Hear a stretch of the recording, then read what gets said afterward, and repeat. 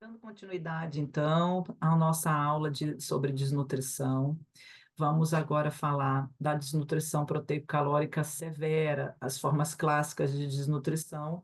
Vocês já sabem um pouco, a gente já falou até em avaliação nutricional, né? Então, vocês já sabem um pouco sobre esses assuntos, marasmo e kwashiorkor, não é mesmo?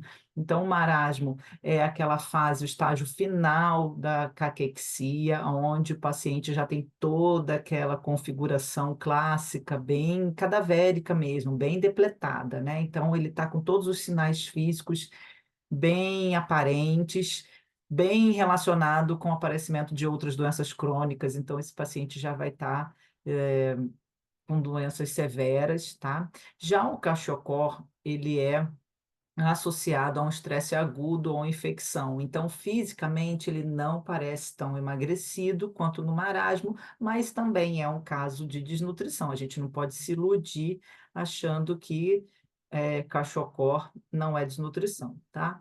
Então, a Organização Mundial da Saúde estima que muitas crianças ainda sofrem por desnutrição, praticamente um terço das crianças no mundo, é bastante, tá?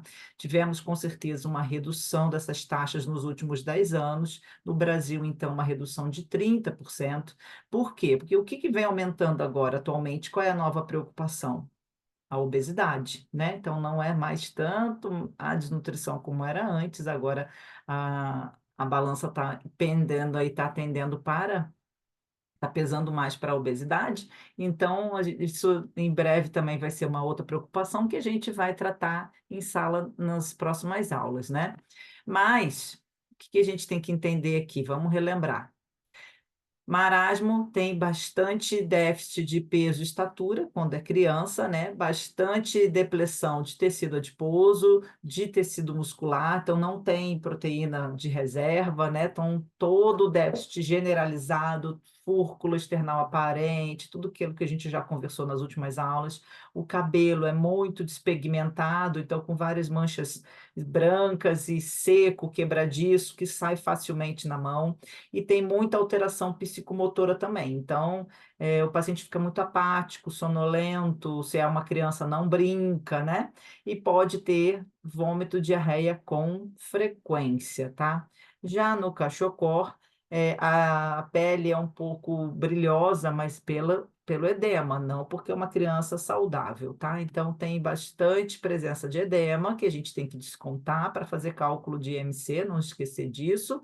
Dermatose, então, pele com bastante feridas, tá? E tudo mais, nesse sentido da até da desnutrição, né? Então, tem bastante depressão de vários micronutrientes, porém, tem gordura subcutânea preservada, mas dá uma falsa ideia de que a pessoa está com peso adequado, tá? Mas tem muita atrofia muscular. Também tem cabelo seco, quebradiço, também tem vômito, diarreia, também tem eh, apatia, cansaço, tá? Então, também não é uma pessoa muito comunicativa, conversando, tá? Então, se for um quadro desse no hospital, não espere um paciente que esteja muito colaborativo.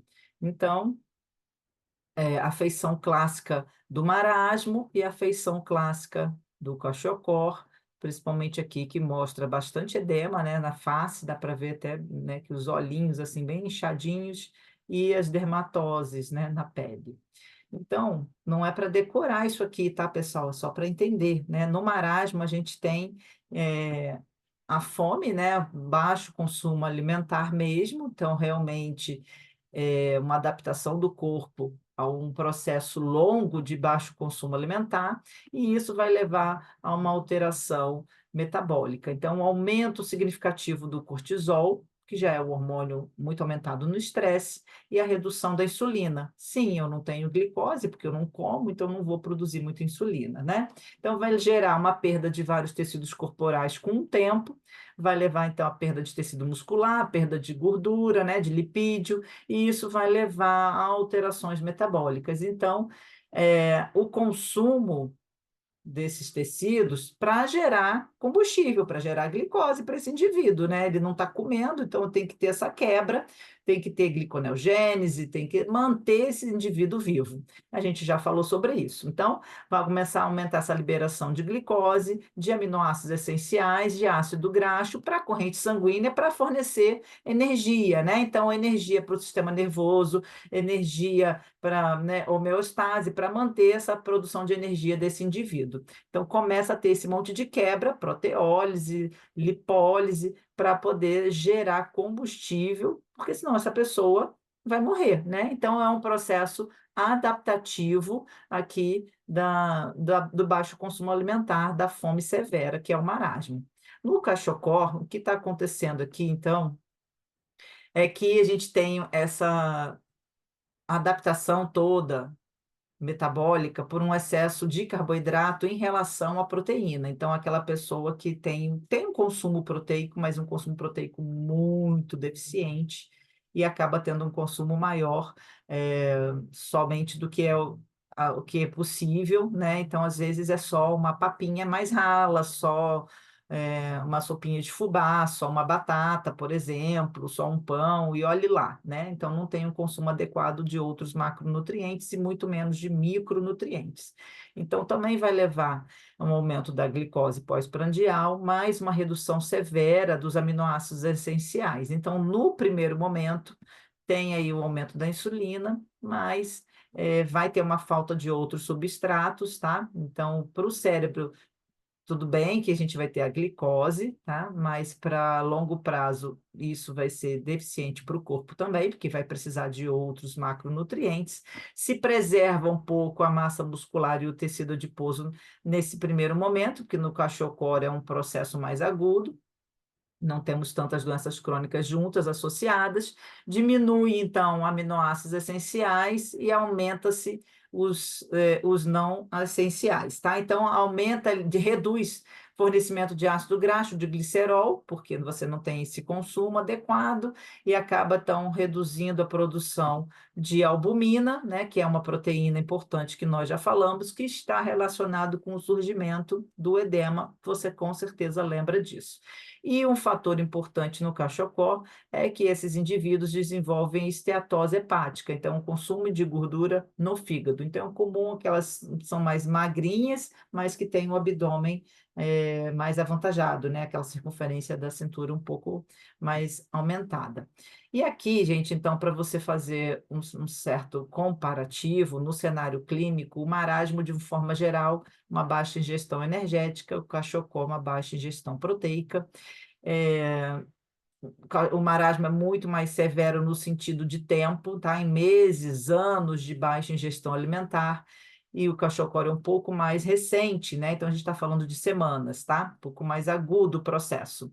E a aparência de desnutrição, enquanto no cachocó parece, às vezes, até confunde com uma criança normal. Então, no marasmo, as dobras vão dar muito baixas, ó, você vê menos que 80% de adequação no peso corporal, dobra cutânea tricipital em 3 milímetros, menor que o percentil 3, olha que percentil 5, tá? Então fica muito baixo. Nos exames laboratoriais, o índice de creatinina à altura vai dar muito menor do que o esperado, menos que 60% do esperado, do padrão, então realmente uma característica de desnutrição proteica. Já no cachocoro, o problema maior a gente vê observado a albumina, tá? E a gente vê também que tem ali uma preservação da imunidade, o corpo tenta se adaptar ao máximo, tá? Enquanto que no cachocó tem ali infecções, baixa cicatrização, tá? A mortalidade, olha só, no cachocó é até mais elevada do que no marasmo. Então, esse paciente ele consegue ficar anos, o corpo vai se adaptando. Fisicamente, ele está muito doente, mas o corpo vai dando o seu máximo nessa adaptação, tirando tudo que precisa do corpo para manter os nutrientes, principalmente para órgãos vitais, tá? Então a gente consegue perceber que os dois casos são graves, tanto que o cachocó tem uma mortalidade bem alta, tá? Então, só para a gente relembrar, o índice de creatinina na altura, quando dá isso no exame, de 80 a 90 é leve, entre 60 e 80 moderado, e abaixo de 60, então, é grave. Lembrando que índice de creatinina à altura tem uma boa relação, uma boa correlação com massa magra, né? Porque está observando essa síntese, essa produção de creatinina, esse, vamos dizer, esse estoque, né? Melhor dizendo, de creatinina de acordo com a altura do indivíduo. A albumina, para relembrar também os valores, né? Então, em torno de 3,5 é o ideal, tá? Satisfatório. E de depressão leve, em torno de 3 a 3,5. Abaixo disso, até o 2,9, depressão moderada. E abaixo de 2,4, depressão grave. Aqui começa, então, a surgir o problema com a albumina, tá? Aqui começa, então, a ter mais chance de ter edema. Problema com albumina, não, problema com edema, né? Então, acaba tendo uma passagem maior de líquido para o espaço extravascular, gerando o edema que a gente conhece. Então, não é aqui nessa depressão leve, tá? Não é qualquer albumina de qualquer valor que vai dar edema, tá bom? Então, quero deixar bem claro que é quando já está grave, favorece esse quadro, tá bom? Mas também não é 100% das pessoas que vão ter edema, mas é mais comum aqui, ó, tá? Quando tem uma perda severa de albumina. E aí, gente, a gente pode pensar no seguinte: então faz essa pessoa comer, né? Ela tá sem comer, tá precisando se nutrir, faz essa pessoa comer. Só que existe todo um cuidado com a realimentação do indivíduo com desnutrição. Você não pode dar um monte de comida de uma vez, tá? Porque existe a síndrome da realimentação. Claro que a conduta vocês vão trabalhar na disciplina de dietoterapia, tá? Mas já adiantando aqui o processo fisiopatológico do problema que é a realimentação. Então, tem que dar um aumento gradativo, mesmo que ele tenha uma injúria muito alta, ele precise ganhar muito peso, você não pode dar toda a proteína e toda a caloria que ele precisa toda de uma vez.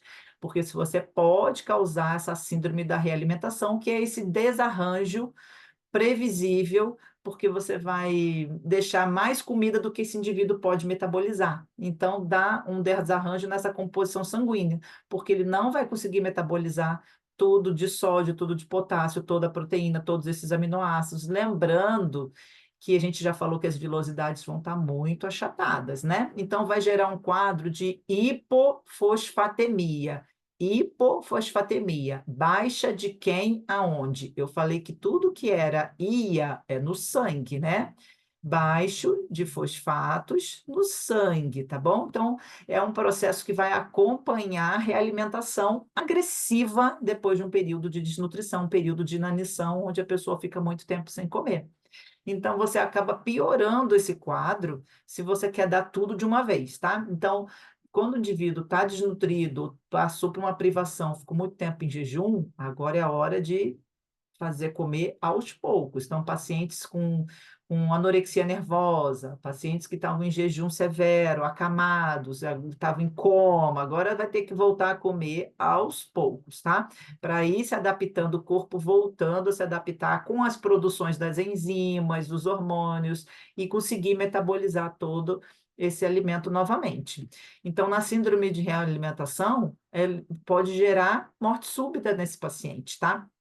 Ele pode ter uma falência cardíaca pela comida. Olha só que loucura, tá? A adaptação metabólica fica muito comprometida nesse momento de realimentação, porque ele não estava com o metabolismo dele trabalhando normalmente, tá?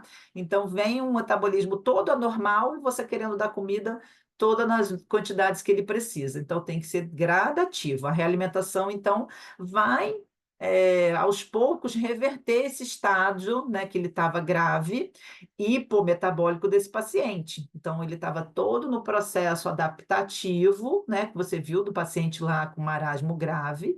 Então, tem que ser também gradativa essa alimentação. Então, uma alimentação bem gradativa, bem abaixo do que você calculou que ele precisaria para poder o corpo normalmente, com o tempo, conseguir metabolizar tudo. E senão, o que acontece? Ele vai ter alteração de pressão, ele não consegue manter bomba de sódio e potássio, ele começa a ter diarreia, tá? Então você acaba piorando esse paciente. Então, a secreção de insulina, tá? A glicose vai ser rapidamente absorvida e aí isso pode ser ruim para esse paciente. Então, tem que ser gradativo, tá? O que acontece também é que para evitar essa síndrome, né, as pessoas querem dar na ânsia, já quer comer, já quer dar muita comida, e até os próprios acompanhantes, os familiares já querem, né, ai, voltou, vai ter que tem que comer, mas tem que ser com calma para evitar arritmias cardíacas também. Então, quantidade de fosfato, de potássio, de magnésio, tá? Então, e isso vai sendo aos poucos. Primeiro, a gente vai alimentar aquela pessoa que estava em risco de morrer para depois realmente nutrir o que essa pessoa precisava. Então, para evitar a ocorrência da síndrome de realimentação, é pelo menos em torno de 50% do valor energético total calculado, tá? Então, você programou o seu VET, você vai dar metade, para ir, né, aos poucos, né? Você calculou, ele tinha que consumir 1.500 calorias, você vai dar em torno de 700, tá? Você não vai dar aquilo ainda, aos poucos, em semanas, para ir progredindo. E é isso, gente. Então, eu espero que vocês tenham aproveitado bem esse momento dessa aula. Não deixe a matéria acumular. Nos vemos em breve, tá bom?